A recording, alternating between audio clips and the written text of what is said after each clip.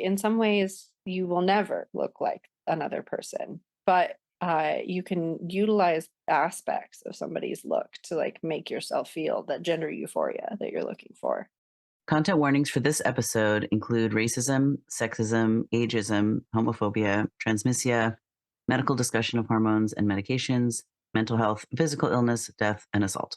Genderful would like to acknowledge the Indigenous peoples and unceded lands that the producers, hosts, and guests have lived and dwelt upon. Today we honor the Salish. Mohawk, Algonquin, and Anishinabewaki. Nisqually and Squaxin. We honor the elders, the human, plant, and animal ancestors of these lands, and celebrate the living descendants of these peoples. May all beings tend these lands for the goodness of the next 7 generations and beyond. Howdy, folks. Welcome to Genderful, a talk show interviewing gender-diverse people about their special interests. Hi, I'm GenderMeowster, and my pronouns are they, them.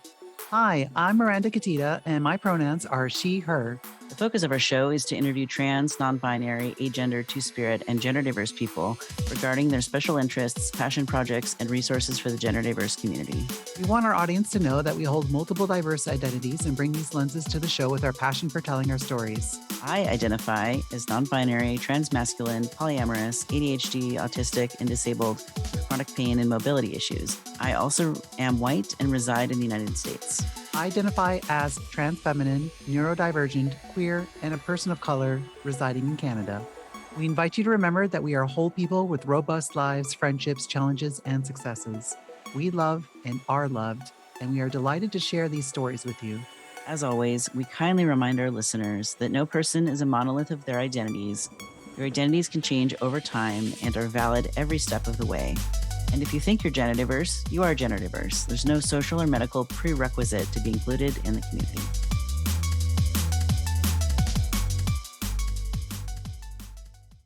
Welcome to Genderful Podcast, a show interviewing gender diverse people about their special interests. This week, our guest Devi, they them pronouns, is chatting with us about the art and science of hair and how hair can help with gender affirmation. Devi is my real life barber, y'all. So if you've been enjoying how my hair looks, you're welcome. It's all Devi's fault. And I'm really excited that we finally get to have Devi on the show and we get to just info dump about trans hair for a while. Yes. So excited. Welcome to Genderful, welcome Devi. to Genderful. Thank you. I'm excited to be here. I'm going to have so many questions about hair. I love questions. Part of why I got into doing hair is because I had a lot of questions about it. And I got super nerdy about the science behind doing hair and how it makes hair work. And so when I was in school, my favorite part of it was learning the science. And Awesome. everybody else was like, why are you so nerdy? I'm like, well, I think it's going to be helpful eventually. Yeah. Also, science is fun, y'all. It is. And it's so Yeah. fascinating. There's so many things we don't know about the human body. And the things that we do know are constantly changing and morphing. And so it's a constant learning experience to be in hair. You For can't stop sure. For learning. sure. Something that I've been do. like, I I wanted was to going to say it's something mention that I've been towards the learning beginning. about. Go ahead, Miranda. Oh yeah, something that I've been learning about because like, for most of my life I like shaved my head and like didn't have hair, didn't think about hair, didn't know anything about hair, didn't care about hair. Yeah. And now it's a lot of people something I that care very do. much about. So Yay. Me too. I've always cared. So yeah, well it's I mean it's different when you don't have any. So I'm just like, well, 100%. it's like I literally didn't even shampoo. I would just like take the loofah with the body wash and just rub it over my head. Oh.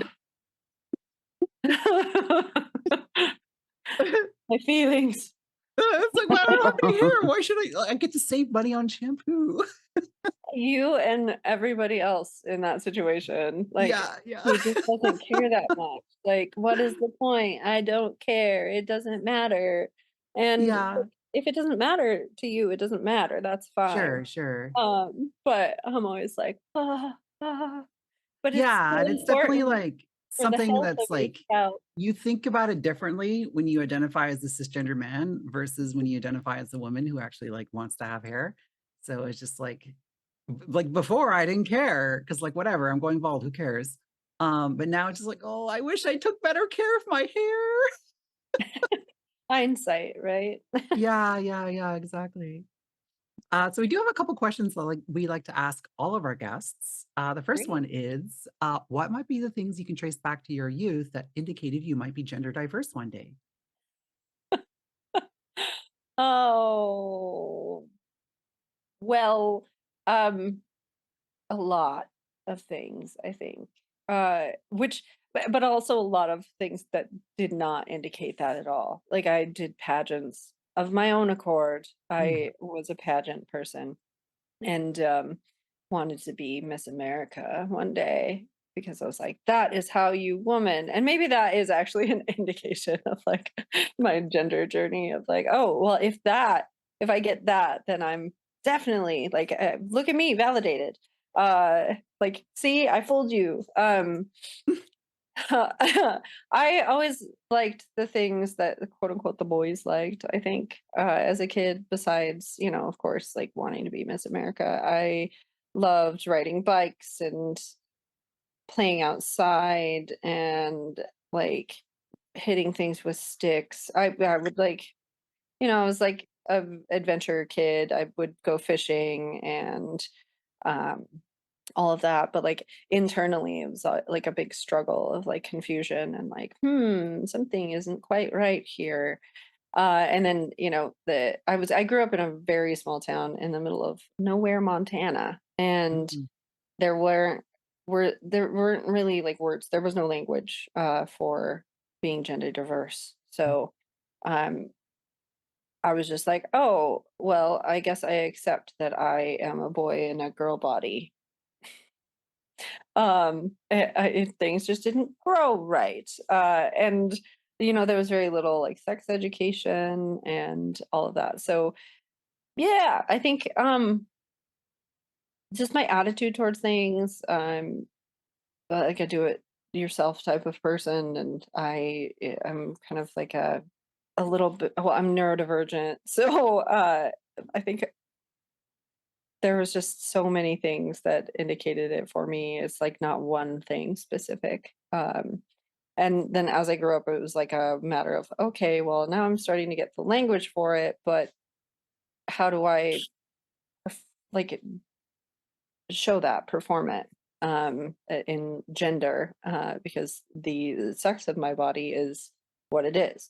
And um, then I, got into doing hair and it was very performative as well. And then trying to be like feminine, working in salons, doing a bunch of things that I was like not excited about, and not realizing like the conversations that I had with people were like atypical for like a person who worked in a salon. And then I got a degree in gender studies and with my focus on human sexuality. So it was very eye opening, and that kind of Mm. it was in my early to mid 20s. And so I guess late 20s is when I finally graduated. But it was definitely a long, long journey for me of like realizing, oh, I can be who I want to be. It's just going to look different for me. And it's going to look in ways of like how I present myself and like how I present my like sexuality and my relationships and things like that. So I definitely get she, her a lot. And that doesn't really bother me anymore. It did for a long time. But the gender euphoria of like he and they is like, you did it. When somebody's like, excuse me, sir, I would cut my hair and things like that really short. And I would get, excuse me, sir, a lot. And I would turn around, they're like, oh my gosh, I'm so sorry. I'm like, no, no, no, that works. So yeah, that's in a nutshell, kind of without getting into too much gritty detail, what I was kind of about as a kid. Mm. No, I love that. It's kind of everyone whenever we ask this question, we always get some very interesting responses to it because it's really you figure this stuff out like maybe you don't have the words for it as a kid. I mean, I certainly didn't, but you definitely figure out that you're different like very early on, Yeah. and it's like I don't quite fit in with other people, and there's something going on with me, but I don't quite know what it is. Mhm. So yeah, no, I can definitely. I'm sure everyone who's gender diverse can relate to these stories quite a lot. Yeah. Well, and I think the added element of like autism and ADHD Hmm. on top of that, undiagnosed until just a couple years ago, Mm. was complicating Yeah, yeah, because and I didn't always there's understand when I was getting made fun of for things. And like I didn't yeah. understand why it was a problem that I had armpit hair and a mustache. I was like, well, don't we all? Like, Hmm. Yeah, there's a massive intersection between gender diverse people and neurodivergence and yeah, ADHD and yeah. that sort of. It's a very like close cropped Venn diagram. Yeah, yeah. It's like whenever you meet like someone who's like gender diverse who's not on the spectrum, it's like I didn't think you existed. Are you masking Yeah. Are you or asking? because Oh, like that mask is so firmly attached. right? Like, well, just do a little trauma therapy, it'll come off. Hmm. Oh my God. Aw. That was a good one. Those are also very similar as the trauma, and, uh, just autism, like, the Yeah. Yeah, side effects, something I've observed whenever yeah, like a bunch of gender diverse people get together, one or both of these things will happen. We'll start talking about trading body parts if there's trans femme and trans mass people in the same room. yeah. And eventually we'll start trading trauma stories. Oh, 100%. I don't think Yeah. I've met a single, like, person that I actually, like, get along with really well, even just, like, at work, that I haven't shared some form of trauma with on, like, a back and forth basis, and those are Hmm. the people that stick around the most. It's like, "Oh, Oh yeah," yeah. like, a bond over our similar traumas from our life experiences. Yeah. Yeah, And, 100%. like, accidentally became the, like, neurodivergent barber as well as the, gender neutral barber. I Mm. think just because of the intersection, so Yeah, I mean you've definitely right. found your niche there. I mean Yeah, an accidental niche. I was just like, "I want yeah. to, like, serve my community," and it turns out my community is, like, way bigger than I thought. Hmm. Hmm. No. That's why I have to schedule with you multiple months in advance. Just like, I gotta get in. Yeah, I need to get to the point where, like, and I don't wanna be this way, but, like, sorry, cisettes, like, there's a lot. And, My dance I'm card gonna is be put at full. the end of the line. Exactly, the dance card Yes. is full. I want the neurodivergent queers, thank you. The evil plan. It's the gay agenda. I love it so much. I'm still waiting to get my gay agenda in the mail. Well, yeah, I mean, I could deliver. Okay. So our second question that we like to ask all of our guests is, how has your relationship to gender evolved over time? Oh, well, um, excellent question. I think when I was younger, it didn't really, like, occur to me because, all children look very similar. It's like, "Oh, you're a boy if you have short hair, you're a girl if you have long hair." And then that line got blurred, and then, uh, it was like, "Okay, so hair is not the deciding factor." Mm, Very interesting.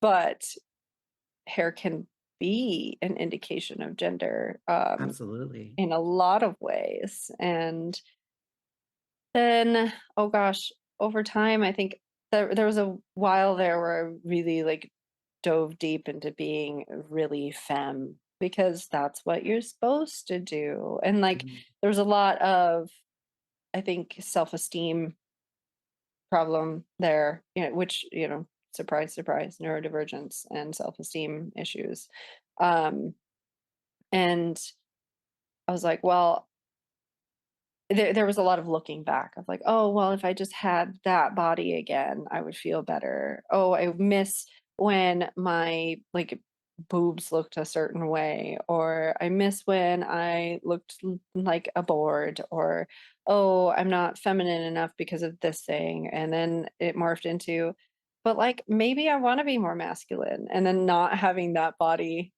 anymore, and like moving into, I have two children of my own, from my own body, and how my body changed after that like threw me for a loop, because I was Mm. like, oh my gosh, before I had kids I was like flat chested, like rail, just a board, and it was perfect. I was like, oh, this is the body that I've always wanted, Mm. this skinny like emo boy. I was the skinny emo boy of my dreams. And then having kids changed all of that, and I was like, "Well, but what? How do I get that back?" And then realizing maybe I don't need to, and then separating completely my gender identity from my body, because I just feel like it's your meat suit, like this is the body that's carrying me through. And every individual journey is so different, where like some people want their meat suit to like be tailored a specific way, and you want to do like specific body mods to get to where you are, and that's totally valid. And then in my case I do more body mods in like tattoos and piercings, and that's also valid, but it doesn't change my gender identity. And like coming to terms with that, and then I went through like a sober journey the past 9 months, and realizing like, okay, like maybe it's more, I'm okay with myself the way that I am now, because I'm healing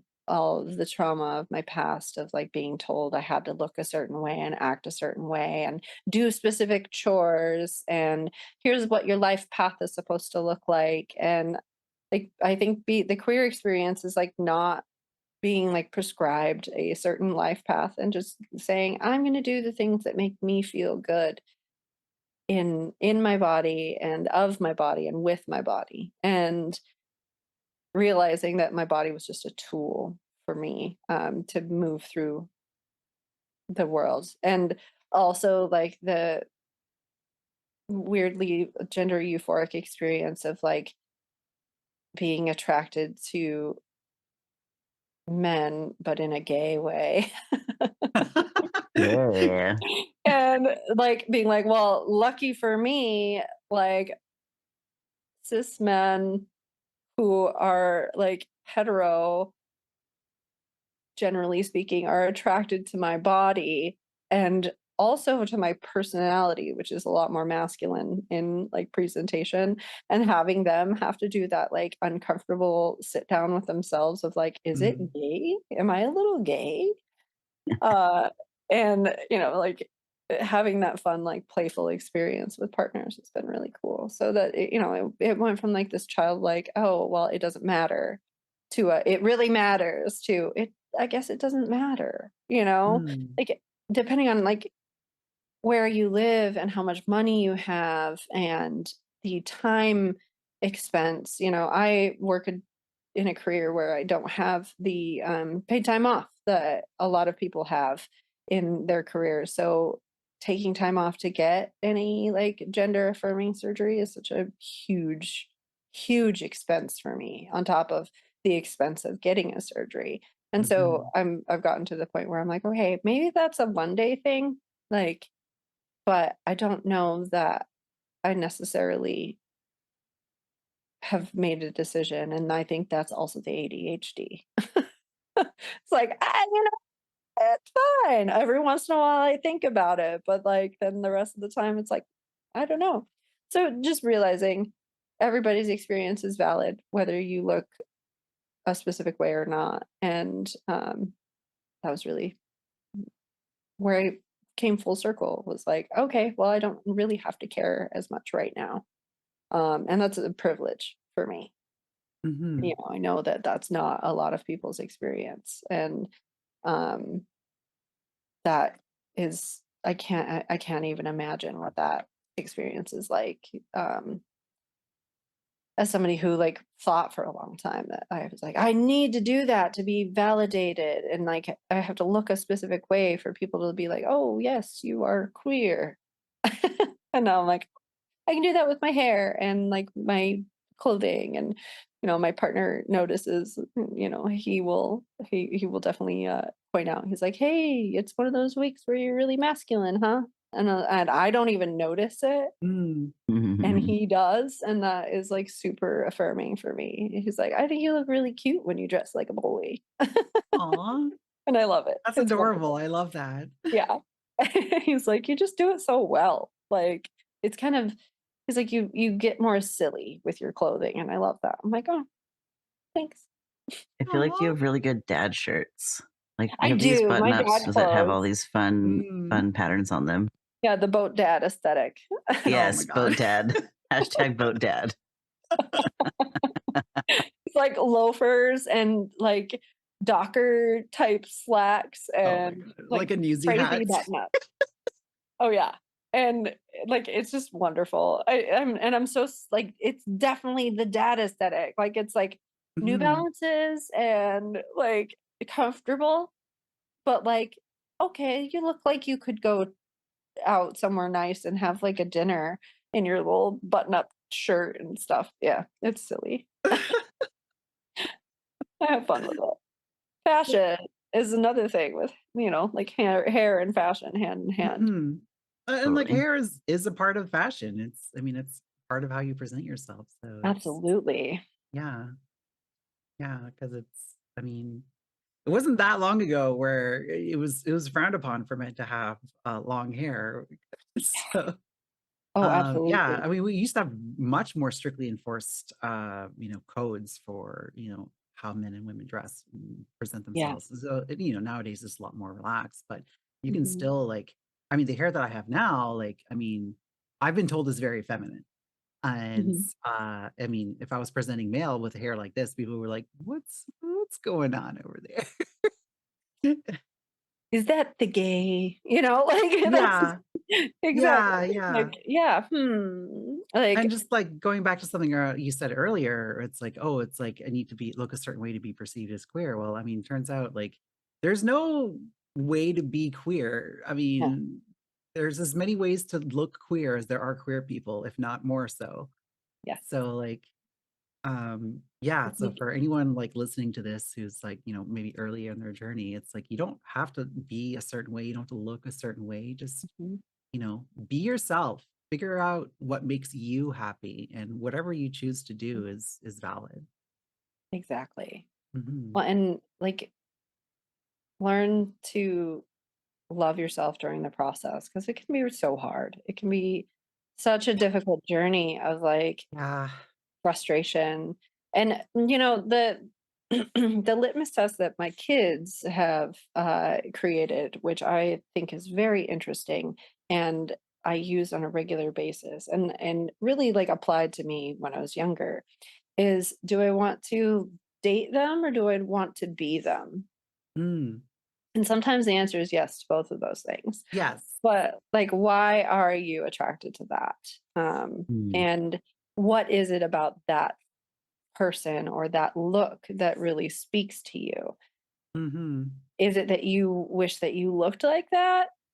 Because, like, in some ways, you will never look like another person, but you can utilize aspects of somebody's look to like make yourself feel that gender euphoria that you're looking for.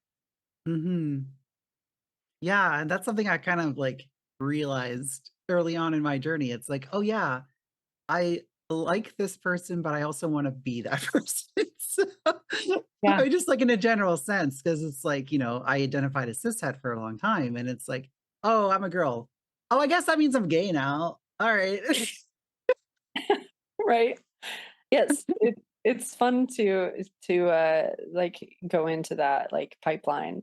My kid cracks jokes all the time that they're like most like highest epitome of misogynist because they don't they're like trans mask and also are like gay. And they're like, I'm just a misogynist. I hate women so much that I want to not be one. And it's like, of course, a joke, but it Yeah, just yeah. is like, it cracks me up of like how people have to like justify and it's them like calling that culture out of like, it's okay, Yeah. okay to be I in like I like who kind of you like are. I feel I feel that too with regards to men because like I find like most men are icky to me. But that's also like I'm projecting like my feelings about myself because like I find my own masculinity Yeah. icky. So it's just like, oh, I hate it myself and I hate it in others. Yeah. Oh, absolutely. I think that that's Yeah. a huge aspect. And Mhm. I think just in general, like if you can be that introspective and be like, oh, okay. Like, I mean, we all know you can't choose your sexuality. Like, Of course, yeah. and the joke I crack, and of course it's all in it with love, is like, who would choose to date men? Yeah. I mean, I don't get it. Sometimes they're hot though. I don't Exactly. know. Every once in a while, I'll be like, I'll see a very attractive man. It's like, that's a very handsome man. I still don't want to. I still don't want You're him to like touch me, zero but interest. I But you think can he's very appreciate the handsome. attractiveness, right? Yes. Like, and I feel like that about all people. I'm like, everybody is beautiful. How do I choose? And for a long time, I was polyamorous because of Mm, that. And I'm choosing a monogamous relationship with my partner because we've both done a lot of like self healing and things like that. But like, I was like, I can't choose just one person. There's like billions of people on the planet. That's ridiculous. And they're all beautiful. The world is full of beautiful people. it And is. um I just want to make people feel more beautiful, Aw. you can look however you want and it may or may not be my thing, but if you feel beautiful, that's what I want to do. Love that. Well, shall we switch topics a bit and dive in on the hair chatter? Yeah, I think that's the whole point of me being here, huh? No, Not just to it's crack this is jokes great. about the I TikTok. love all of it. I love all of it. I think it's important to talk about all those other identity pieces first. Because then it's like, oh yeah, Devi's like one of us, one of us. I don't Exactly. know. Oh yeah, and Yeah. it's the oh gosh, basically like imposter syndrome, right, is Mm. real sometimes. And then I'm like, but I'm pretty gay. So one of us, yeah. So I think that's a thing that people don't talk about too is the imposter syndrome. Oh, But that's something I'm very well aware of from my yeah. time in academia. So, Yay. But on to hair. yes. Do So how you did you become a barber? I love cutting hair. My Mhm. dad, when I was 10, he came home one day and he's like, "It couldn't get any worse than this." He handed me a pair of scissors and a comb and said, "Cut my hair." And I was like, "But I'm 10, and what if I lop your ear off?" And he's like, "Couldn't get any worse than this. It was the worst that could happen. I have to shave my head." My dad, by the way, is the completely bald on top, rocks the horseshoe hair. So, it was just like sides and back type of haircut. But I think the first haircut I ever did on him took me like 2 hours or something. He would just go look in the mirror and be like, "Oh, see this right here? You have to go in and you can like look." And I would just go over it and over it and over it. And then eventually got faster and faster. Then I went to college thinking, oh, well, that's what you're supposed to do. Um, Even though I wanted to do hair, I experienced a lot of like, you know, oh, but that's not for smart people, from the older folks in my small minded town. And, I always considered myself, you know, college level, like I could be educated, great. And I did that for a year and then I was like, well, I hate this. And like I'm paying all this money for what? A degree in art? Like, what am I going to do with that? This is ridiculous.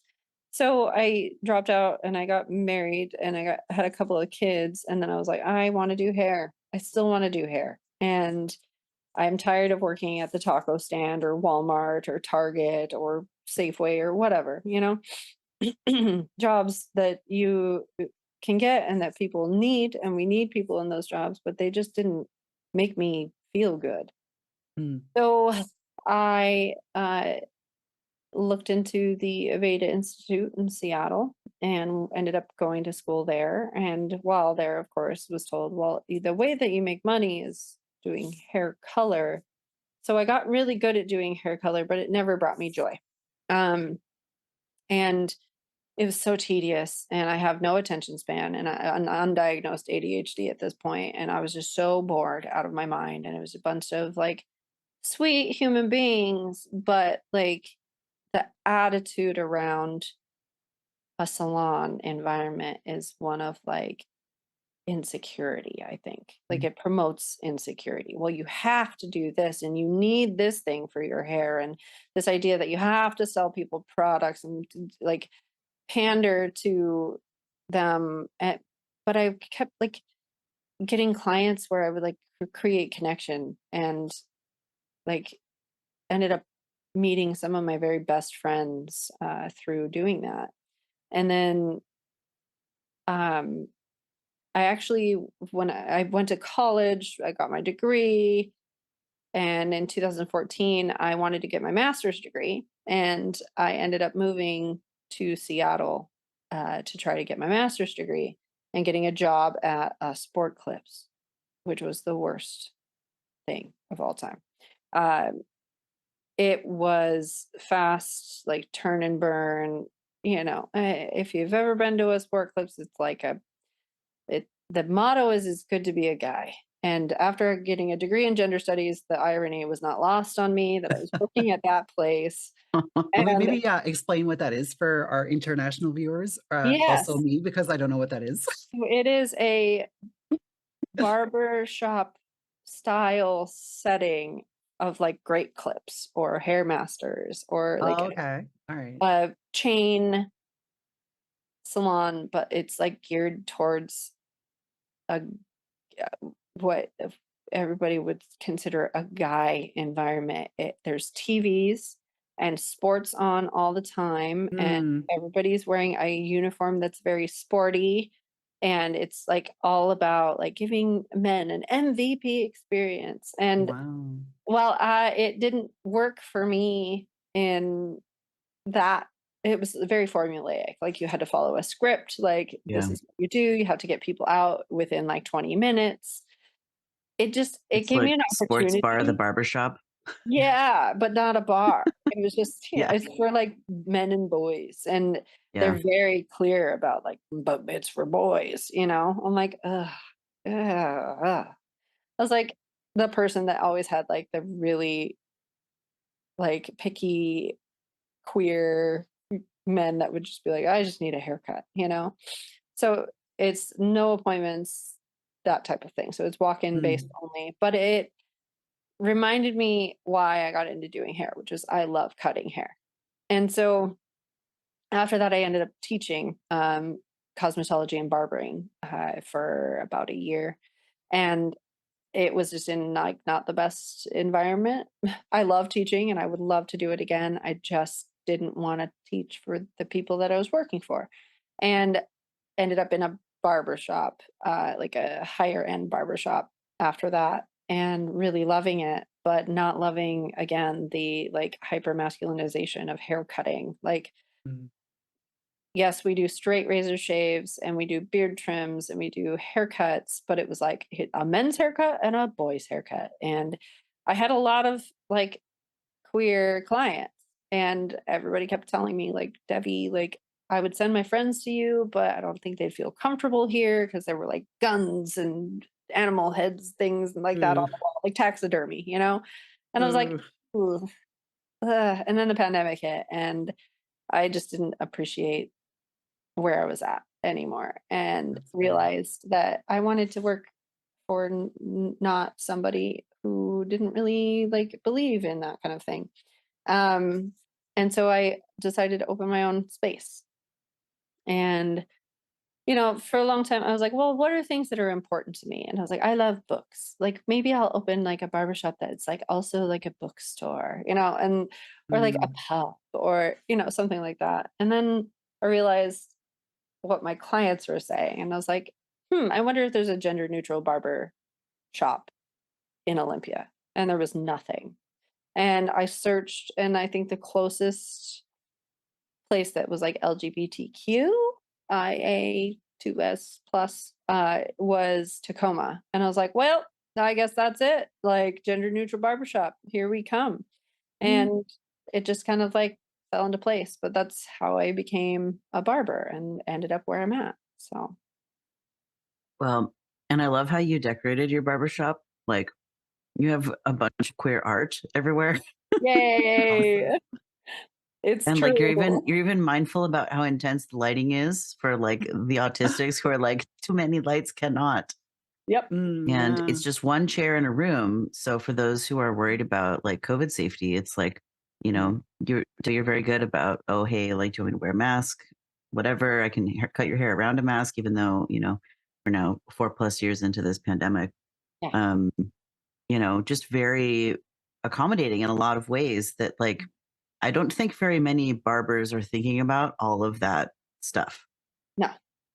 Like it's not overstimulating to be in your barbershop, which is Mhm. probably the biggest compliment I can give you.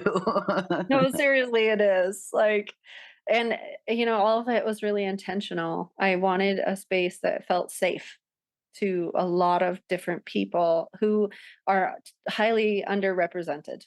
And Mhm. so I wanted to have like a one-on-one setting. My plan is not to like grow and make a ton of money. My plan is like people over profit and take care of people, especially people who are marginalized or disabled or, it they struggle in an environment that's like loud. And because I struggled in all of that, and realizing like how peaceful and how like happy it's made people, like having my introverted clients like open up and blossom in the space because it's Aw. just the two of us instead of just not being able to talk because they're like overwhelmed, and like having lighting that's comfortable and temperature that's comfortable and music that's comfortable. It's been a journey of like exploration of like what else could I innovate, like what else could I cater to that isn't normally catered to, because neurotypical people don't think the same way and they don't think about those things. Like I stopped accepting tips because tips are just tip culture is gross anyway, for a lot of reasons, but it's also more accessible for people who are really bad at fast math like me, or for Mhm. people who can't, like they have a tremor and they can't push the button, or I try to make it as easy as possible for everybody in that environment. And I do sliding scale on request, like, okay, what can you afford? If it's zero Mhm. dollars, it's $0. Come on in for a haircut. I have people who will pay for more than one haircut because they want to cover you. So, like it's like it's just a community. It's a community. Yeah. Like the whole point, and like the reason I named my barbershop the Stone and Steel barbershop was like a cornerstone of community and strength, and like all of that stuff meant something really important to me. And like the barbershop, like historically has been a place of community, but a community for mostly just men. And I wanted Mhm. to bring that community to everybody and be like, hey, here is where you come and you can talk about how awful your day was, or your month, or your year, or how good, or what you're struggling with. And I'm going to be here and I'm going to listen and I'm going to offer you resources and I'm going to like connect you with people who can help you. And it's just been the most fulfilling thing that I've ever done. So, Yeah.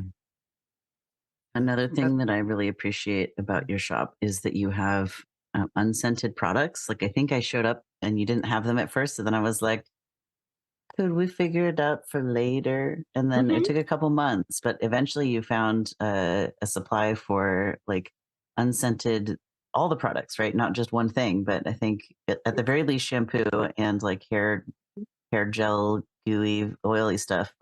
Yeah, it's a work in progress because Yeah. um, no product company wants to make fragrance-free products for who knows why, but fragrance is actually really unhealthy for you and has been linked to like carcinogenic, uh, factors. Um, and I finally found a shampoo and conditioner that's fragrance free, which is also really nice. Mm. And I have a local distributor who sells product that I can get. I have to special order, but I can get it fragrance free. And I I have to do larger batches if I want to do like pomades and things like that. But I use the hair and body oil. For people who are like, hey, I don't necessarily need like something with hold. I just want my hair to feel soft and good. And so I'm looking constantly for something as low fragrance as possible or fragrance with only essential oils. And I'm really mindful, like when people tell me they have allergies, I'm like, okay, like, let's not use that on you then. And I know what's in all of these products, so I can tailor those things for people, which, like, not everybody's gonna do the legwork for that, and Yeah. Mhm. then Yeah. you're just lost in the ether looking for these things yourself and not knowing what to do, and I can do that so people have easier access because I have more access to, like, the back end of those things and to be Yeah. able to ask people for that. Yeah. I love that. I learned something last week that I was really excited to tell you that's related to hair kind of holding. Yay. Have you ever heard of like a beeswax mustache wax? Yeah. You can use that in your head hairs to make your mohawk stand up without any fragrance. Yay, beeswax. Beeswax is an excellent thing to use in hair and making your own hair products to give yourself some hold. It's natural. Mhm. It's not super water soluble, but you can wash it out. And it has excellent hold, which is Yeah. lovely. Like you have to warm it up to get it to smooth out. But I love beeswax. Yeah. Mm. It Fantastic. was awesome. Yay. I have a beeswax hairspray that I use sometimes. Yeah. Yeah, just like it's like I'm going out, it's windy. If I go out for more than 5 seconds, my hair is gonna be destroyed. So I need Uh-huh. something with some hold on it. Absolutely. Yeah. Finding the So right this hold is so hard. Oh yeah, because it's like, I mean, I definitely have been experimenting with like different hair products. I'm just like, it's like, well, it's like when I was like a young person, it's like, oh, there's a gel that I used to use, but now it's just like, this is not what I'm looking for because this literally turns my hair into cement. Yeah, Um, absolutely. And sometimes yeah. finding those things is so hard, especially if you're on a Mhm. budget. And making your own hair products is actually like a really great way to like meet Mhm. all the needs of like fragrance and hold and all of that Mhm. without breaking the bank because you have those things on supply. You can make them as needed. So Yeah, yeah. um, using things like shea butter, beeswax, jojoba oil, um, grapeseed oil. Um, you can use avocado oil as like a deep Mhm. conditioner. I tell people to stay away from coconut oil as much as possible because it's comedogenic, which means it's going to clog your pores. Mhm. Um, but using those things and like making things yourself, like while it can be difficult for some people, like is a lot more cost effective and like can sometimes suit your needs a little bit better than purchasing something because you can Yeah. add them in different amounts, right? Like you can put like a couple ounces of beeswax to a couple ounces of, you know, shea butter and then a couple drops of jojoba oil and like soften it as you need. So if you don't Mhm. want as much hold, you can just add more oil to make it softer or add more shea butter. It's I'm great. just picturing like this whole like Breaking Bad chemistry setup. Basically, like you can, it's DIY, but it's so easy to not mess up that Mhm. you don't have to worry about like an explosion because there's a bunch of Sure, yeah. chemical compounds in this. Now, like the downside is usually you have to keep those things either refrigerated or they have a shorter shelf life because they don't have like the citric acid in them that will keep them from going bad. But if you use distilled water and a clean container for anything that you're doing, then you'd be good. Mhm. Yeah, so like I've been kind of experimenting with all sorts of different products because Mhm. this is something that's actually a great segue into our next question. Yeah. Because as I discovered, there are many different types of hair and you need different products for different hair types. So, Yeah. can you tell us a little bit about the different types of head and body hair that people may have?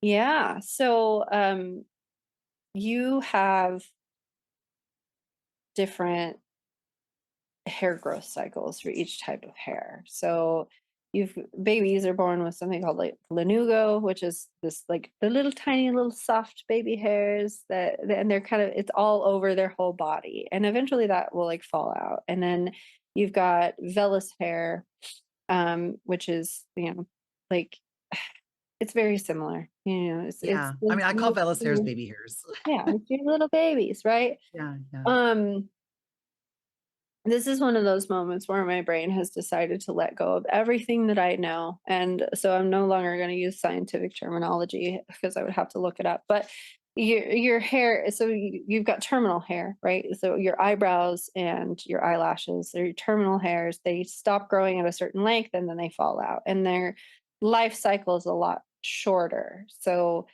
then you've got your hair that grows on your head, which is different than everywhere else. So your terminal hairs are like pubic hair, armpit hair, leg hair, um, eyebrows, and eyelashes.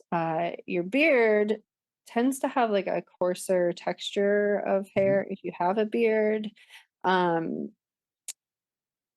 but some people have really soft beard hair, and but it really just varies. Now, the hair on your head, the life cycle varies based off of your genetics. So, generally speaking, if you're of like African descent, you're going to have a hair growth cycle of about 6 to 8 years. If you're of Asian descent, it's more like 6 to 10 years.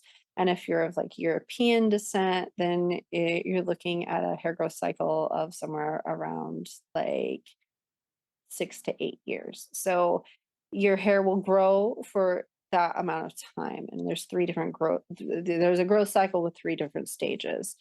So you have your first stage, which is where your hair like starts growing and it grows and grows and grows. And whatever your like genetic makeup has predetermined, uh, it will grow for that long. And then it goes into a like latent stage. So basically it just kind of hangs out there for a while and then the hair will die and then it will fall out. So your cycle depends on like your hormones and your genetics. Um, Now everybody's going to be different in some way, but on average, hair grows about a quarter inch a month. What has been discovered is your hair will grow faster, um, particularly like secondary sex characteristic hair. So your beard, your armpit hair, your pubic hair, and your leg hair will grow faster if you're more likely to have some form of sexual relation. So it's like a hormone stimulation. It actually makes your hair grow a little bit faster. I had no idea. Yeah. That's why my hair grows so slowly. Oh my gosh. I've been in those stages before. Yeah. And we're not really sure why exactly. It's just probably a surge of hormones that like create more hair growth. Now, Mhm. that leads me into like talking about like hormones like DHT. Um, DHT is Yeah, that's our next hormone. question is what is Yeah. DHT and how does it affect hair? So DHT is the dihydrotestosterone. So it is a androgen sex steroid essentially, and this basically is a hormone that builds up in your body. And if you have a higher level of testosterone, you are more likely to experience hair loss from DHT, basically like causing inflammation. So that's where you get male pattern baldness, or is what they call it. I hate that term because not only male people have male pattern baldness, but um, essentially DHT is from like your it's stimulated by your seminal vesicles, your prostate gland, your skin, your liver, your brain. There's so many things that like kind of go into that.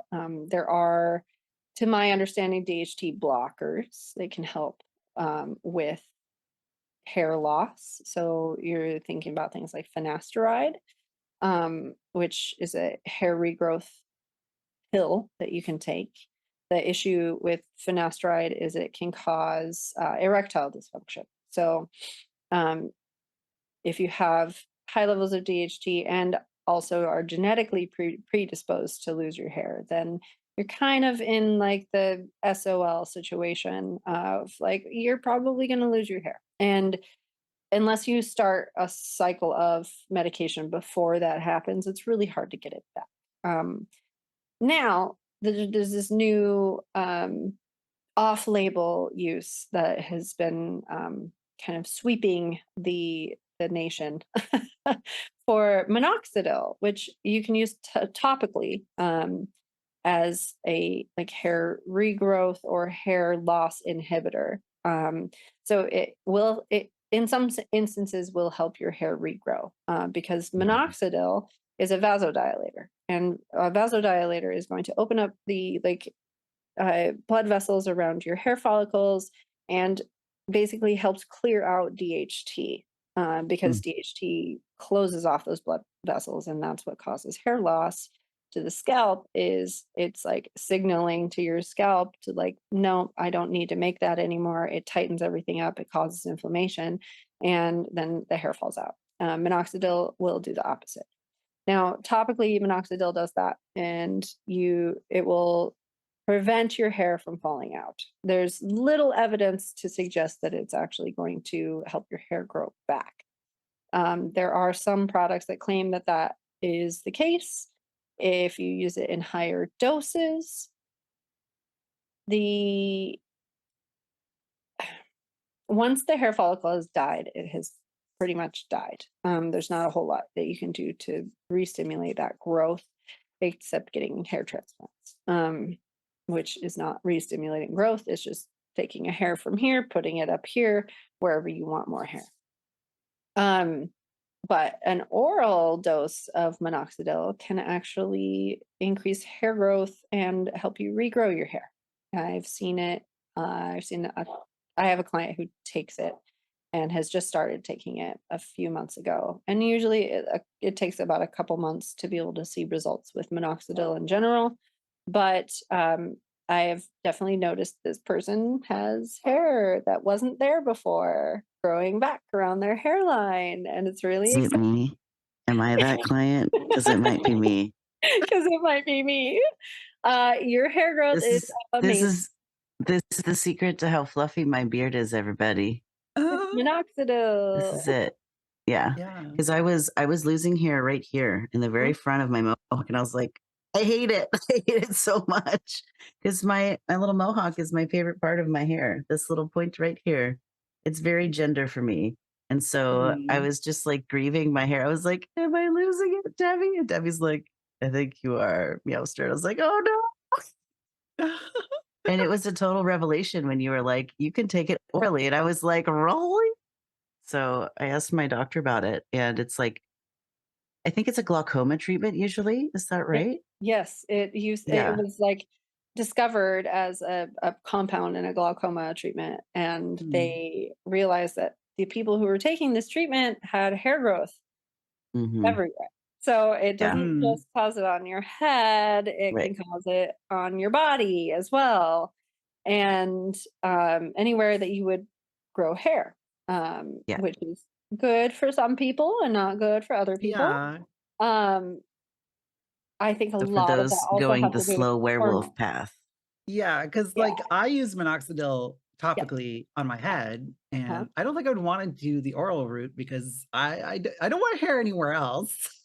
I mean, it's one of those things where like I'm not sure if that Mm, it's determined specifically by your hormones.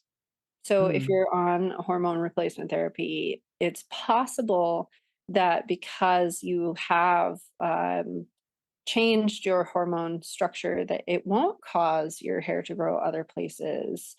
But I would talk to a doctor about that, yeah, yeah. and see what that option would be. Whereas, like, finasteride would not cause that, but if you Mm, want to be able to have an erection, because it doesn't happen to everybody where they mm, lose the ability, but it is permanent if that does happen with finasteride. It can be mm, permanent. Hmm. So, I would be really I personally would be hesitant to take that. For me, if I had a penis and wanted to continue to use my penis. Um, mm, but it's it's definitely one of those things. Like I know people who like they're trans mask who have taken finasteride. They're like, it doesn't matter to me. yeah. Yeah. So it really depends on what your goals are and what Mm, your priorities are, like, Hmm. and what your sexuality is. Like, you might be asexual and it doesn't matter to you, in most cases. Like, it's variable. Like, there's the variability, but the Yeah. fact that mm, they've started realizing that this is a thing that could help, like, trans mask people, like, at least get their hair back and get more hair growth, and feel more masculine. That's awesome. I want them to have more options for mm, trans femme folks who have hair loss or have experienced that. And I've seen some people when they get the right balance of hormones Hmm. grow hair back, which is amazing. Yeah. But it's really a matter of like talking to your doctor, like, hey, like, yeah. I it's likely. So, like, if you have PCOS, it causes like a higher level of androgens, so more testosterone, and you can have hair loss like that, Hmm. like male pattern baldness. I hate it. They need a better term for that, but it can cause that if you have PCOS, and it also causes like extraneous facial hair growth and body hair growth, and it's very likely, in my experience, that I have that. But for me, it's like a little bit of gender euphoria that I have to shave my mustache. So I'm like, I mean, I would love to treat that for other reasons, but like, I mean, I suppose I could continue to shave my mustache. It probably won't go away because, generally speaking, um, when you take testosterone, or you have a higher level of testosterone, any changes that happen in your body are more permanent. Like, they stay that way, Mm, and in a lot of cases, yeah, especially body hair and like with your voice. So yeah, Yeah. yeah. That's oh boy, that's something that trans femmes are very jealous of the trans masks on that front because it's yeah, like no, I mean, not that people who are masks don't have to do any sort of voice training, but I mean, you do get the deeper voice from being on testosterone, and that's not something that's reversed. Like once the vocal cords thicken, they're thickened. yep. Yeah. So going the other way, like get my voice to sound like this, I had to do several months of speech therapy. So Hmm. Well, it's speech therapy, and also, like, I know well, I don't know. I'm pretty sure there's a surgical procedure that you can there do is, for Yeah. vocal feminization, but like that feels really risky. I'm a person who likes to sing, and I would be Yeah. like, I don't want to do that. Yeah. I Like mean, you can do a vocal cord shave. That is a thing that some people opt for. But yeah, it can come with complications. I'm wondering, Devi, so you had mentioned that finasteride, and we're just going to reiterate, Devi's not a doctor, yeah, audience. I'm not a doctor. But if someone were to take finasteride who is maybe trans femme, Mhm. does that impact like arousal, or like, if that trans femme person has had bottom surgery, like is the clit still able to get excited and have sensation? Is it just I guess I don't know what the difference between erectile dysfunction and like Mhm. more like post-op trans femme bottom surgery Yeah.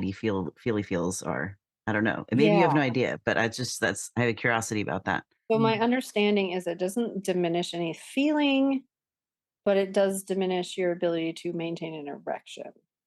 Yeah. So I think a lot of that has to do with like vasoconstriction issues. Mhm. Again, like because minoxidil and finasteride are both based on vasoconstriction. So they're vasodilators. My guess is that it's like a permanent like vasodilation where the whole mechanic behind maintaining an erection is vasoconstriction. And I think it just Mm, allow the tissue to be able to do that. And then yeah. basically it like unlearns it, your body unlearns it and it can't get it back. Mm, And I'm not sure why. I don't yeah. know that it causes any issues with um, arousal, like in the Mhm. like physical feeling sense, in the ability to like have an orgasm sense, but it could cause issues with just maintaining an erection. Now, there are also surgeries to help with that. I've Mhm. known somebody who's gotten an implant for that, and basically it's just Yeah. like air pump or like fluid pump. Oh, Mhm. So you can like pump it up. And I would imagine like every those little time pump my shoes. partner, if my partner needed that, I would just like pump it up, pump it down, like every time. I wouldn't be able to help it. Like it would Oh be my god. great. It would be jock jams every time. Oh my Um, god. I had a yeah, pair of those like pump shoes as a kid. exactly. Yes. And that's the mechanism that they use for that implant is just like, there's like a little pumper. And you have to squeeze it. Um, Ooh. and but it helps, and Yeah. especially like that's a thing that can happen naturally with age anyway. So um Yeah. yeah, I while I think am not a in doctor, I do understand sexuality from a academic standpoint yeah. because of my so that is my understanding. There may be changes, and it may vary from person to person because I mean, like even Adderall can cause erectile dysfunction and Huh. ability to orgasm. So can Yeah. antidepressants. So Oh yeah. a Mhm. lot of things can change that, and it is always a conversation you should have with your doctor, and never Mhm. listen to the barber with a gender studies degree. Yeah. Exactly what you should do. It is always between you and your doctor. Yeah. Of Yeah. course. Y'all, I could just talk with Devi and Miranda endlessly. This is so fun. Okay, so we have some myths. We have some hair myths. Our first question is it possible to train one's hair? Is it like a Pokemon? Generally speaking, the answer to that is no. Everybody's like, but I've done it before. No, you haven't. The only way that you could train your hair is basically by damaging the hydrogen bonds in your hair. Mm, Now, when your hair it gets wet or it gets hot or it gets chemicals put on it, like perm solution, ammonium thioglycolate specifically, or I can't remember what the active ingredient is in a hair relaxer, but it breaks those. Now, chemicals will not allow those hydrogen bonds to reform. And this is the sciencey, nerdy part of hair. Uh, it will only reform some of them and only in the way that you tell it to. So that's why you have to do a neutralizing solution with both a perm and a relaxer. It neutralizes it in the direction that you want it to go. So if you neutralize hair after you've taken perm rods out, it will loosen your curls. Um, Now with heat and so if there's like one other way. So heat and water, but also tension. Um, they will reform differently.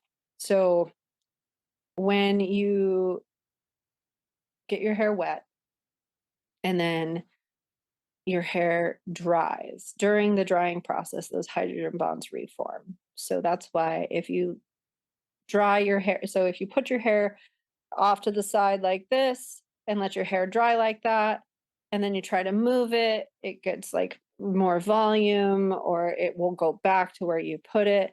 That's because the hydrogen bonds in your hair have been told during the drying process that's where they should go. Now they're weaker when you curl them with like a curling iron. So heat.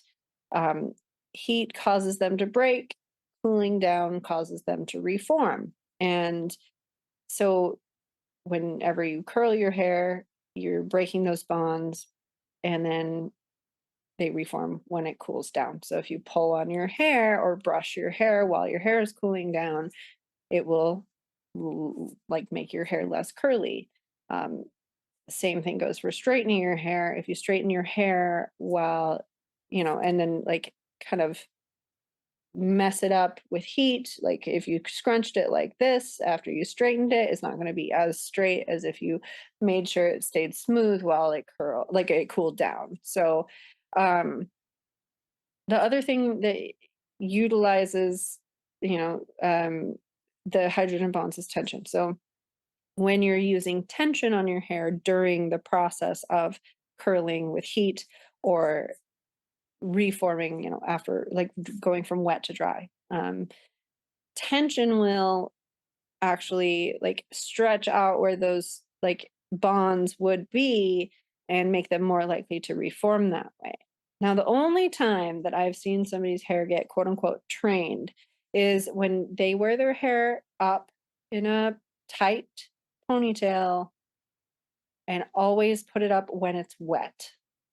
Now, the reason for that is that the hair about a quarter inch from your scalp is still really soft. That Mm. hair has not had time to completely fully keratinize. And the keratinization process is what like makes your hair get harder as it ages. So when it's first coming out of your head, it's really, really soft. And that's why when you get hair color and you use like a permanent color, say like you've colored your hair red and you get that like halo of bright red around your head, and then the rest of it is a darker red. That's what we call hot roots. But basically, it's that hair is softer there. So you needed to put a different formula of hair color just at the roots. And usually that formula has less hydrogen peroxide. But the same thing goes if you put your hair up in a really tight ponytail the same way every day, and then you go in for a haircut after wearing it like that every day from wet to dry, that's the only time that I've seen a lasting quote unquote training in somebody's hair. So Mm. that's why you don't ever want to braid your hair when it's wet or put your hair in a ponytail when it's wet. It actually Mm. weakens the bonds in the hair to put that Mm. kind of tension on it. And that's where we get things like traction alopecia from. So alopecia is the word that defines hair loss. Um, Mm. and traction alopecia is from tension. So if you wear your hair in braids, like really tight braids all the time, it will pull your hair out of your head and that causes your hair to fall out. Mm. And you get bald spots from that. You can get bald spots if you're doing it incorrectly. And if it's too heavy, so if you're putting too heavy of extensions in your hair, um, or you're putting in extensions in incorrectly, you will get traction alopecia. And that just pulls your hair out. And it can become a permanent hair loss if it damages the follicle enough. Mhm. So hair loss from damage becomes permanent when it basically like scars the tissue that is creating the hair. So that's why like my eyebrows are gonna be 2000s skinny forever, because I wax my eyebrows every 3 weeks for 10 years. And then they just never grew back one day. And there's like a few hairs, but not enough to make an eyebrow. So Mm. you just have to be really careful about like how frequently you damage your hair. So like if you have uh, trichotillomania, it is a Mm. mental health disorder where you pull your hair out and you like pull it out obsessively. And um, essentially like you can just damage your follicle to the point where it just never grows back. That damage can also happen with chemical burns, um, where you just like you put like hair color like on your scalp and it burns your scalp because the formula is incorrect, or you have like a sun in your hair and it has a chemical reaction, it can burn your scalp and that hair will never grow back. You'll have like a very smooth bald spot because it just damages the follicle. Um, yeah, it's you have to be really careful. But no, you can't train your hair is the short answer. You can't. It's a matter of styling. Whether you style it wet to dry or with heat or both. It will heat and, tension and all that stuff does damage your hair as it gets harder. So you can think of this as like brittle old bones, and this is like baby bones. And baby bones are bouncy and soft, and brittle old folks' bones are not, and they break more. So the longer bits of hair, they're more likely to get damaged. Mm. I did want to return to we were talking about minoxidil and products Yes. to grow your hair. And one thing that I forgot to mention is nature's minoxidil, which is rosemary.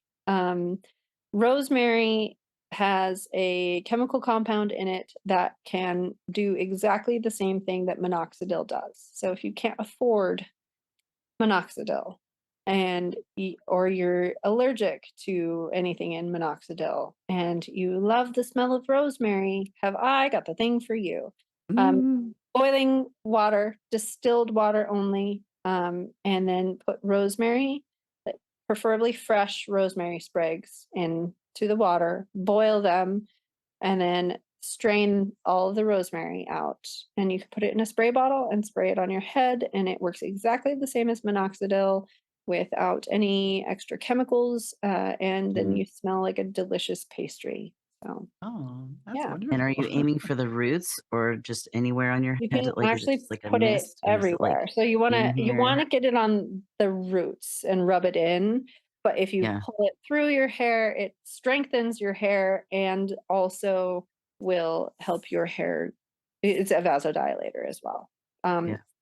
Disclaimer, if you have heart issues, any heart problems, you should definitely talk to your doctor before using any minoxidil, any finasteride, or even rosemary, because vasodilation and heart problems can be not good together.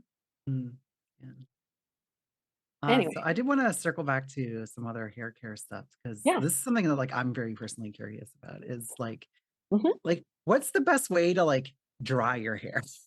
So I get out of the shower. If Yeah. I don't have anywhere to go, I will just I'll just like air dry it. I'll just like Yeah. leave my hair wet and I'll Mhm. just let it dry on its own and I won't do anything to it. But if I Yeah. have somewhere I gotta be, I'll just towel dry it and Mhm. it'll still be damp. Um, Yeah. and I don't use a blow dryer. I don't use any heat and Mhm. so is that a good approach? Is there a better approach? What Well, you have curly hair, I have very so curly hair. it's going to differ based off of your curl pattern. Mm, So, if you have curly hair, you can either do the plop method, you can like spiral. There's a lot of different ways that you can like twist your hair to make the curls more pronounced. mm, Plop method, basically, like you put some stuff in your hair, you scrunch it, and then you let it air dry. Or you put it into a like t-shirt. A t-shirt is actually going to be better for curls to dry your hair with than a towel. because it's not as Oh. abrasive and it's not going to cause as much frizz. So put it into a t-shirt or a bonnet, upside down, put it over your head, and then just let it dry against your head. You'll have way curlier curls. You'll get a little floof. Um, yeah, you'll get a little floofy fro situation, depending on how tight your curls are, of course. But that is the best way to dry your hair, is letting it air dry. Now, when you're air drying your hair, the tension of just the weight of water on your hair will make it flat.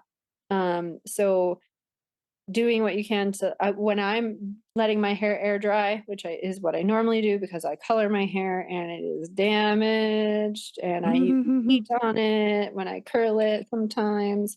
Um, I move the roots of my hair away from my head a lot. So I end up running my fingers through my hair and like lifting it off my scalp until at least my roots have dried out, because hair will only come out of your hair, like, or water will only come out of your hair one way, which is in the direction of gravity from the roots to the ends. So if you just want like to have some volume and you don't have a lot of time and you want to blow dry your hair, hit the roots and only the roots, and you'll at least have a little volume. If you don't want any volume, just let it air dry, but always let it dry in the place that you want it to stay. So if you have super wet hair and you make it all messy and then you just let it air dry like that, it's going to stay messy, especially with short hair. But however your hair is positioned when it goes from wet to dry is how it's going to stay, which is why like you would see a long time ago vintage hair a lot of times, like, or like old ladies with the little fluffy cloud hair, which I love, would do roller sets. So they would put their hair on curlers and let it dry like that. It will stay that way a lot longer, and it can last like up to a week as long as you don't get it wet. So, yeah. Awesome. So there is one very pervasive, pernicious myth that I refer to this as more Mhm. of like a grandma story. So I already know the answer to this, but Yeah. does hair grow back thicker or darker after shaving it? No. Um, it, Correct. it Ding, does ding, ding, you won not. the game show. Yeah, it does not. The reason we that has become a colloquial, like, old wives' tale, is that generally speaking, people start shaving during puberty. And what Mhm. happens during puberty?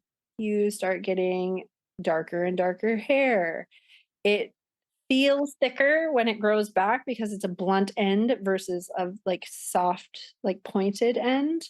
Like hair naturally, when it grows out at the very beginning of the growth cycle, is like conical at the end. So it's got a little like point.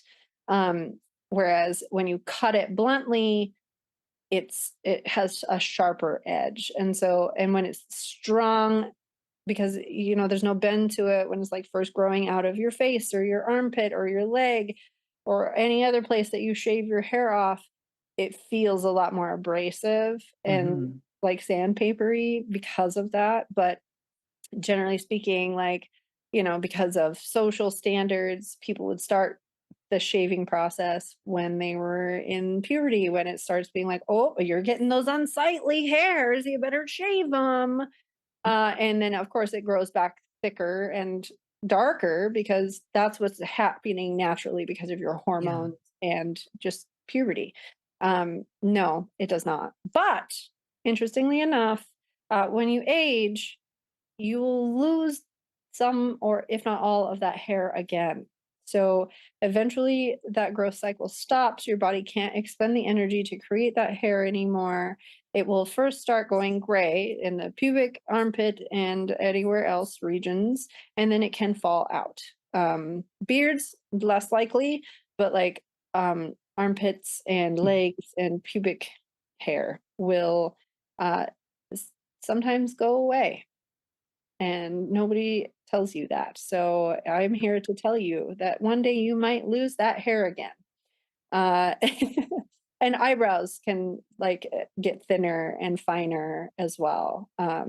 My dad is a perfect example. I think he has 6 eyebrow hairs left on each eyebrow. Oh, see, I've seen the No opposite. reason. I've seen a lot of like older men with like super bushy eyebrows. Yes. Yeah, I absolutely. was like, my guy, trim that, trim it. Oh yeah, I know. It's so funny. Like that's the thing that I just ask people if they want me to do. But nobody told me that my eyebrows were gonna get that way. When I was a kid, I thought that people were just born with eyebrows like that. And so like, they're just wily, right? Woo! Like they're just out of control. So when your eyebrows are extra long, you can just trim them. I recommend not using a fuzzy trimmer, but use like a spoolie, which is the little like eye at mascara wand, Mm, but it's called a spoolie. And use a spoolie and little baby scissors, and just push them up with a spoolie and just trim the ends off and you're good to go. Or you can ask your hairstylist or your barber to do that for you, or you can go to a place that does eyebrows and you can do them yourself. So, yeah. yeah, eyebrows So can the get out of other control. the other reason that this myth is really pervasive Mhm. is like if you're shaving off like hair that you've had for a long time, Yeah. it's been there for years and years, it's been sun bleached. So Yeah. it appears lighter. So when you shave it, it grows back in and it's its original color. So Yeah. yeah. That can be the case. Hmm. If you have more photosensitive hair, so you're more likely to have hair bleaching happen with the sun, then that can be true. Generally speaking, with many of the regions that have, some people don't have dark hair that grows in, but it feels like it grows in thicker. Um, Mm, it can feel that way, hmm. but it also depends on like how much you're exposed to the sun and how sensitive you are to sun bleaching. So Yeah, like, it's true. uh, and how often you do that. Because a lot of people think that like that hair just stays there and doesn't fall out, but all of your body hair falls out Yeah. and goes through cycles. So that can be true, especially if you're in an especially sunny area, but not always. Do you have any tips for styling or cutting head hair to appear either more masculine or more feminine? Ooh. Um, shape. So shape has a lot to do with what people perceive as masculine or feminine. So, generally speaking, a rounder, soft, like anything you would consider soft. So, think like stuffed animals. They're all kind of round shapes. They're very feminine, it according to our society standards. Excuse me. Um, Whereas like something that's more square or rectangular, angular, like a triangle is going to be considered more quote unquote masculine. So if you are kind of somewhere in the middle of those things, really highly textured hair looks really good. It tends to um, l- soften a look or make it look um, more playful. So if you are like non-binary, for instance, and you want like a really short haircut, but you don't want it to look super masculine, doing something where the ends of the hair are like there's lots of peaks and valleys. So it just has like a lot of movement, is gonna be a little bit more like androgynous. If you're like, say, a gay man and you want to look a little bit more like, and like you want to show that you're a little bit less masculine, Mm. say, you could do the same thing. A lot of people would say that was like metro, back in the day. Yeah. Um, Whereas like if your hair is longer when you have those soft edges, or like really highly textured, there's a lot of like the ends aren't super blunt, you're going to feel more feminine. So, but if you have like short hair that has angles. So like if you have a say like a really short cropped haircut, like a number one, which is like an eighth of an inch on the sides of your hair, but you're feminine, so think like pink, right? That's a good example. If you did like pointed sideburns instead of a blunt sideburn, that's going to appear more feminine, um, versus like a hard part with a comb over is going to appear more masculine. So you look at fashion throughout time and you can kind of see the same types of trends. There's a lot more circles, right? Like so curls and stuff like that in like classic hairstyles, like specifically like S waves on in 1920s or victory rolls in the 1940s and 50s, beehives, like all of those Mm, things are not angular, right? So the more angular your hair is, the more masculine it will appear, and the more like circular your hair is, the more femme it will appear. Um, and you can mix those elements to get something that's really androgynous. So if you have like curly hair and you did like a really close cropped, like blunted sideburns, fade in the back, but then you had like a moppy top with like lots of curls, that can be really androgynous. Um, and it really just depends on like how you present the rest of your style as well, because if you're rocking like, you know, a buzzed head and sundresses, that's really androgynous. So how do you mhm. match or like pattern mix essentially your hair to the clothing that you wear? So like Yeah. I wear a lot of really masculine clothing with kind of femme hair, and that reads as really queer. Mhm. Um, I was just thinking of so the manager at my gym has a buzz cut. yeah, And she's a woman, or at least she, presents female.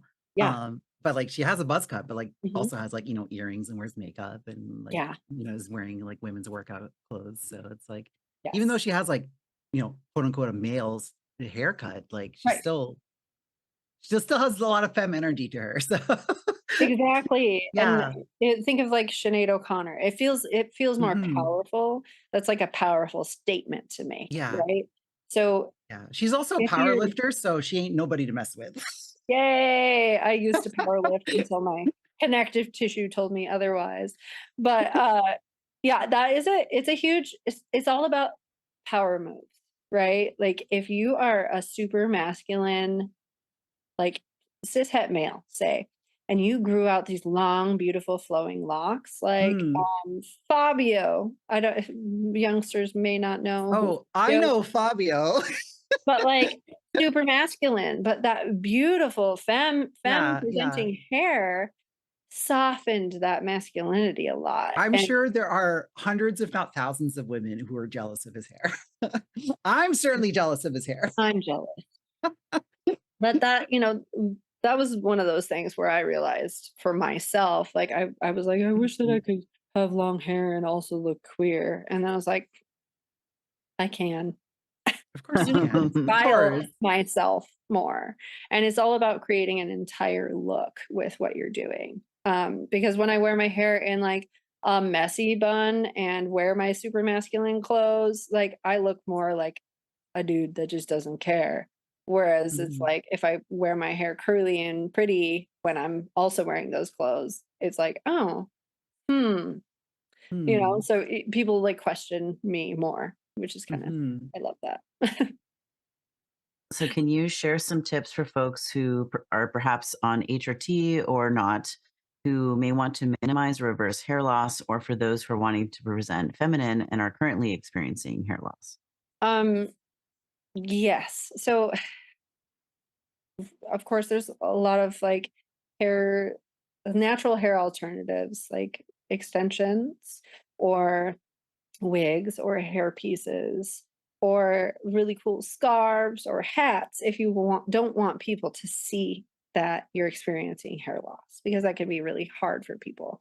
Um, the other thing is like make sure that you're styling it properly using the right products. So something for like thinning hair when you're in general is using products that are more of a matte finish versus a glossy finish, because a glossy finish will clump your hair together and it'll expose more scalp versus um, using a matte finish product or not putting any shine in your hair. Um, the way that you style it is going to be really important. So if you do like more of like a heavy bang, that will kind of cover a lot of that. It really depends on where your hair loss is occurring, because some people have hair loss that's occurring on the crown. Some people have more of like a receding hairline, and other people have like the full recession on the top. And I would encourage you to talk to a hairstylist about what your best options are if you're not wanting to cut your hair. And also like look at the alternatives like using rosemary water, and uh, being patient with yourself and loving yourself through the process, because that's what it is a process. And the more confident you are on the outside, of course, like the more uh, happy you will be, and the more people will like look at you and be like, that's a beautiful human, right? And hair is, well, really a big deal in our society, like not is not it doesn't make you a better or worse person. So just being really gentle with you. That's the best advice that I can give, is using the right products and being really gentle with yourself. Don't be too judgmental. Yeah. It's not great advice unless I can meet you or see you in person and give you some better advice. That it's really hard for me to answer that on like a overarching. Yeah. On a global. Yeah. Well, we'll get to that in just a minute. Mhm. Are there certain hair products or styling tools that you would especially recommend for folks?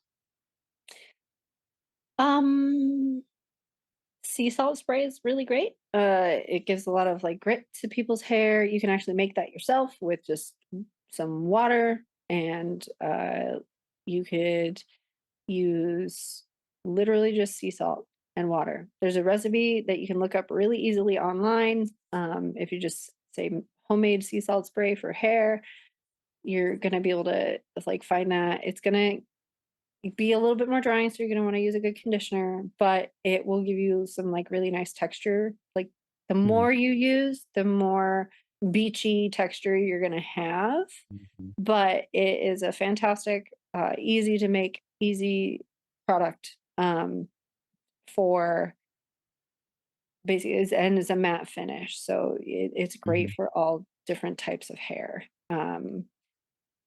I would avoid using it as much as possible on bleached hair. So, like, if you get your hair lightened, just because it'll dry it out a lot, but you can Yeah. add a couple drops of like an oil, like a jojoba oil to it, and with an emulsifying agent like sunflower oil or sunflower lecithin, and that will emulsify the oil in the product, and it will put that on your hair, and it'll make it a little bit softer. Yeah, That's awesome. my favorite. So for folks who made it this far into the episode and are like, oh my gosh, I've not yet had enough Devi. How can I get more Devi? There's people who are maybe interested in a one-on-one virtual consultation with you about hair things. Are you open to that? And if so, how should people reach out to you and try to connect about that? Yeah, I am absolutely open to that. You can reach out to me actually through my website. So there is a contact card that you can fill out at www.thestoneandsteelbarbershop.com. Um, and basically just put in there that you saw or heard the Genderful podcast and you would like to have a consultation with me. If you're not in the Olympia area, so Olympia, Washington is where I live, um, then I would just say that you would like to do Zoom. And, I would be happy to do some sort of consultation, case by case basis, like for payment. If it's a donate what you can. Generally speaking, if I'm going to spend an hour with you, an hour of time for me is usually about $140. So I can do kind of sliding scale. Usually, generally speaking, I'm not going to have to spend an hour with somebody just doing a consultation. So I would base that off of time, and it's just 15-minute increments. But I would be available to do that on a schedule basis, and you can just reach out to me on my website where it says contact us. I love that. It's so Yeah. great. Awesome. I'm happy to do that. I'm always looking to help people. It's as Yeah. many as I can. Yeah. I mean, And if if I was in there's Olympia, I'd be coming by your shop. So and if there's Absolutely. if I'm a there's little far folks away though. whose A little bit of a trip. if there are folks whose currency is not as strong as the American dollar, Mhm. are you I'm guessing the sliding scale would apply in those places too. Yeah. I honestly, for me, it's all about like, okay, like how extensive are you wanting to go? And do I have any information on products in your area? It's unlikely that I'm going to be able to find something that's better for you, but I would be happy to do a little bit of looking online and see if I could find a shop near you that might be able to help you. You Mhm. could also look on the Strands for Trans website. Which is amazing. They have all of the different hairstylists and barbershops that are trans friendly. Uh, and then everywhere is queer as well as a map of all of the queer businesses if they've signed up for it. I'm on both of those sites. They're both amazing. And somebody will be able to help you. And if you're struggling finding somebody, you're more than welcome to reach out, and I would be happy to try to help you find somebody. Awesome. Miranda, I'll let you ask some questions now. I got excited. All right. Hey, that's all right. Thank you. So we're gonna get into our concluding questions. First of all, is there anything that we missed about trans hair that you'd like to make sure you say? Oh gosh. I guess for me it's like the hair doesn't make the person. Like it's definitely something that people feel really strongly connected to is their hair. Mhm. Um, but make sure that you focus on your overall health before anything else because your overall health is really going to be the thing that affects how your hair grows. And try to find a doctor that's going to be understanding of the fact that your hair is really important to you, if it is. And if it's not, then congratulations, you won the lottery of like not really caring that much about your hair. Um, Specifically, make sure that you talk to your doctor about how hormones could affect you. If you're not yet on HRT, or even if you have started and you're not like sure or you're nervous, don't be afraid to ask your doctor questions about that kind of stuff because they're going to know a lot more than I would about what those effects could be. And specifically for you and your like hormonal makeup because every person is so different and so individual like biologically speaking that you really need to get a lot of really good information from your doctor because even if you're not on hormones your hormones could be completely like wonky and that could be causing your hair loss or you could have some serious health problems that are causing your hair to be brittle or fall out. I've had that happen to me before. Mhm. So and that for me was like the biggest red flag was like my hair was falling out. I've always had the thickest healthiest hair and it was becoming brittle and falling out and I needed to focus on my health and part of that was focusing on my mental health. So just make sure that you're taking care of you emotionally because sometimes you think you know what you want when it comes to your hair and want to get it. It wasn't exactly what you thought it would be on you. So really be gentle with yourself about it because it's going to change over time no matter what because all of our hormones change as we age. So as soon as you realize you love something, it might go away. And we just have to remember that everything is fleeting and Yeah. you are more important than any other aspect. And Yeah. you is the you on the inside. Like, love yourself. Oh, I love that so much. It's such good advice. And I know from personal experience, it can be really hard to do all that. So, but yeah, do your best. Um, Absolutely. this is my favorite question that I like to ask all of our guests Mm. because, in this current political climate that we're living in, unfortunately, a lot of our stories are framed around our pain and our trauma, but Mhm. I think it's far more important to share our stories of joy. Um, can you share an experience that you've had with gender euphoria? Mhm. My own personal experience or that I've given to somebody else? Either, I mean, or Mm. both. I Okay. mean, I'm here for it all. Well, I mean, gender euphoria for me is like a really good hair day with a cute hat and a cute outfit and like having like my partner be like, "Damn, you look good." And it's not because I look good, but it's because I feel good. And you can Mm, tell the difference, right? Yeah. Because they look at you and they're like, "Oh, wow. Wow." They see your energy. But Mhm. my one of my favorite stories from giving somebody else gender euphoria, um, I have a little human that comes to see me, and it's a friend's kid, and he came out as trans to his parents, and I think he's like 7. aw, And I got to give him his first boy haircut. aw, And I'd never seen him smile like that before. And he was like, aw. Yeah. "Oh, there I am." That's so Oh, adorable. I, like, lost it. I lost it. I was like, it's so beautiful. and the Aw. fact, like, we have the ability to give that to our kids. It's just a Mhm, haircut, but it meant everything to him, and we put, like, a little mhm. star on the side, and it was like, if we could start that early, Mm, if all of us could have Oh my started that God, yeah. early with parents that loved us for who we were instead of telling us how to be, Yes. and, like, given us the words and the information and the understanding to, like, let us explore that, what a better world this would be, Yeah. you I know? And could for not agree with that statement anymore. Like it's not it's about mhm.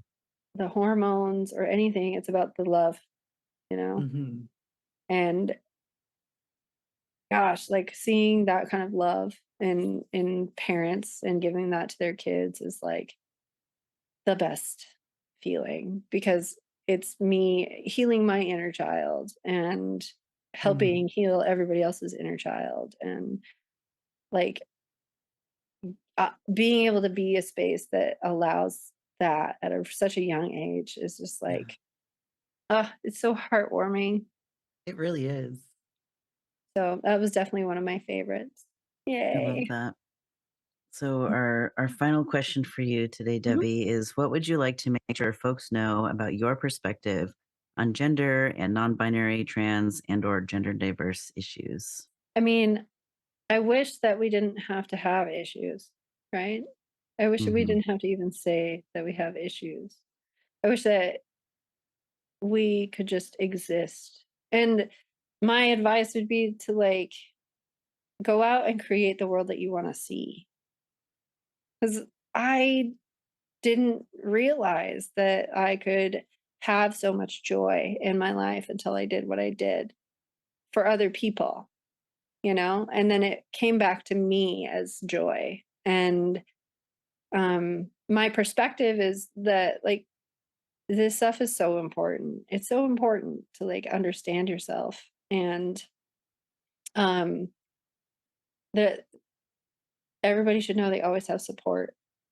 Like, if they need to reach out to me and just talk, that's fine too. I'm happy to do that. um about anything. I've had people tell me everything. There's, like, this unspoken confidentiality agreement with Mm, me and my clients, at least, anonymity, right? and that no matter how alone you feel, and this helped me so much, is that like no matter how alone you feel, somebody else has experienced something almost exactly like you. It may not be in the same order and it may not be with the same context, but you're not alone in the way that you felt things because we're all humans, which means we're all the same and love people instead of building hate. Um, because like to be queer is to like show love when maybe when somebody doesn't even deserve it, to me anyway. And arguing is somebody is never going to change their mind, but educating people, which is what I love doing, is really the thing that's going to like make progress. And no matter how exhausting it seems at the time, like, you know, what I do is hair, but what I do is not just hair. It's education, it's listening, it's understanding, it's more than just making people feel like they look good. It's making people feel good. And Mm. the happier and healthier people are, the like better we'll be. So Yeah. Yeah. This whole time I've been thinking about like how much you have in common with bartenders. yeah, Yeah. absolutely. I am Bars in basically the beginning of the name. yeah, Yeah. exactly. Uh there is so much that we have in common with the bartender, but generally speaking, everybody that sits in my chair is sober, at least for, Mhm. a little while. You gotta find a way to And combine the two businesses. oh yeah, I mean that's a potential work in progress. My partner and I are planning on maybe combining those, but having a huge array of non-alcoholic options because Yeah. who wants to go to a bar and just like not have good drinks if you're sober? Like Mhm. I'm sober and I want to go to a bar just for like the fun and the Yeah. talking Yeah. and the community, but it's just so hard to do. Yeah. Now there is one really great place in Olympia. The West Side has a huge selection of non-alcoholic beers and stuff, which is Mm. amazing. But it's really hard to find a place like that. And thinking Yeah. outside the box of what normally, I think that's like the thing of the day. It's like think outside the box. What would you normally expect out of this? And like let's turn that on its head and let's look Yeah. Yeah. here. Yeah. Cause You like I know, mean I don't really drink anymore, but back in my drinking days, I would have loved to go to a barber shop / bar. Right? yeah. Absolutely. Bar. That's the name. Yes. Yes. Or just like, I don't know. I just like any chill activity. Right? Just, Oh, I just let me always have a had beer. this Just like joke when they that I let you would have always, beer in movie theaters. I'm like, this is the best thing ever. right? Well, I always made this joke that if I ever opened a bar that was also a barbershop, I would call it karaoke because it would have to be a karaoke bar. Oh, I'm in Karaoke. 100%. Let's go. I'm funding And this. it's like, like barbershop quartet, singing. So Oh like, my yeah, God. Yes. like Yes, let's do it. karaoke. I'm drafting up the bank loan. Let's go. Perfect. I think it'd be silly and fun. And I sing the whole time with the hair anyway because stimming. And so it's just like makes sense to me. But Mm. yeah. I love it. I love it. Well, thank you so much, Devi, for being on the show today. You always bring so much creativity to every conversation we have. Folks, clearly we've not had enough Devi yet, so please do consider reaching out via the Stone and Still barbershop website to schedule some one-on-one time with Devi. In the meantime, y'all, Devi is a master barber and has been doing hair for 16 years professionally. You can follow them at Leviathan, at Frau Barbier, and at the Stone and Steel Barbershop on Instagram. And all of that will be linked in the description on the YouTube video and in the podcast notes. You can also visit their website at thestoneandsteelbarbershop.com. Here is this week's Clouder query that you, our audience, can answer on our social media platforms. What are some ways your hair can give you gender euphoria? Next week's guest will be Lydia Isaac, they them pronouns, and we are discussing the Sappho flag that they created. Ooh. Yeah, Miranda, do you have any community updates you want to make sure that we say before we roll along? I mean, I got nothing on my end. I'm actually taking a hiatus from Twitch at the moment, just because with my like new work schedule, I just like don't have the time or energy or spoons to stream anymore. Yeah. But I'm still uploading regular content on my YouTube channel. In fact, I just dropped a new Baldur's Gate 3 video today, Nice. and yeah, obviously still hosting the podcast. So Yay. there's still plenty of me to go around. That's good. So the community updates I can think of is Juice Tex and friends are planning a Brooke mutual aid stream. I believe it's scheduled for Tuesday, October, whatever the number is. I think it's like 9th, next week. 10th, Tuesday, October 10th. I'm making a video for that. I love it. I love that. So, and Brooke is seeing some homelessness after being fired while recovering from, I think, a trans surgery. So that's a lot of BS. So please do consider supporting that. There's also, it's Mutual Aid Tober. So the Disabled Content Creators Collective is doing all kinds of Mutual Aid Tober streams to I think we're trying to build up a year's worth of expenses for the stream team. So then we can, focus the rest of the year on supporting everyone else's stuff. And yeah, I mean, coming up in November, we're going to have Trans Day of Remembrance stream. And in December, there's going to be a very special trans holiday thing that Gender Federation and GenderMeowster are putting together. I need to start planning it. We have some folks who are interested. So there are some special events the next couple of months to keep your eyes out for. In the meantime, let's take a moment to thank all of our supporters on Patreon. Polly Blash, Winter Vespers, Loch Ness Gamer, Justin Baker Rojas, Sandra Mickelborg, Yaisio, Ray of Swords, Sherry Keller, Mirami, The Hessian, and Trans Capybara. Thank you everyone for being here. Trans rights are human rights. That's right. That's right. Please enjoy the outro. Genderful would like to thank our guest for being on this podcast. If you'd like to catch us live, join us on Mondays on twitch.tv/GenderMeowster. Show notes will appear in the edited versions of the show on Fridays on both YouTube and podcasting platforms. If you have a question you'd like the host to answer or are gender diverse and would like to request an interview, please send an email to genderfulpodcast@gmail.com or sign up via the website at genderfulpodcast.com. As a gender diverse community, the Clouder wants to assure our listeners that we are prepared to moderate our spaces. We will get positive and negative feedback on these shows and topics, and we have a moderation team on our channels, socials, and Discord server ready to deal with this. Please join our Discord server at discord.gg/meowster to meet the community and get a regular digest of solidarity resources.